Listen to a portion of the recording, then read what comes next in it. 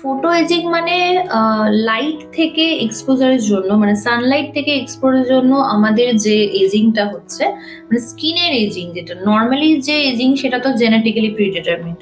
মানুষ বুড়ো হলে তার স্কিনের চেঞ্জেস হবে, হেয়ারের চেঞ্জেস হবে, সেটা নর্মাল। কিন্তু সান এক্সপোজারের জন্য যে এজিং সেটা কিন্তু ডিফারেন্ট, যেটাকেই বলা হয় photo ageing, that is differ from normal ageing. কারণ ফটো এজিংটা কিন্তু পার্টিকুলারলি আমাদের ফটো এক্সপোজ পার্টেই হয়, মানে যেগুলো আমাদের সূর্যের আলোর ডিরেক্টলি আমাদের স্কিনে এসে পড়ে, যেমন ফেস, নেক, আর্মস, সেই জায়গাতেই কিন্তু ফটো এজিংটা হয়। সেক্ষেত্রে আমাদের যেমন ধরুন আমি কিছু এক্সাম্পল দিতে পারি, যেমন নর্মাল এজিং এর ক্ষেত্রে আমাদের ফাইন রিঙ্কেলস হয়, স্কিন থিন হয়ে যায়, ড্রাই হয়ে যায়, স্কিন কুঁচকে যায় যেটাকে বলা হয়।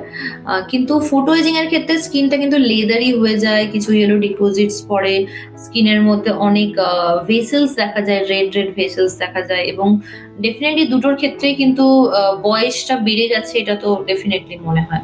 তো ফটো এজিং কিন্তু প্রিভেন্ট করা যেতে পারে, কিন্তু নর্মাল এজিং যেটা সেটা তো আমরা প্রিভেন্ট করতে পারবো না। সেটা তো বয়সের সাথে সাথে সেটা তো চেঞ্জেস যেরকম আমাদের হয় সেটা তো হবে।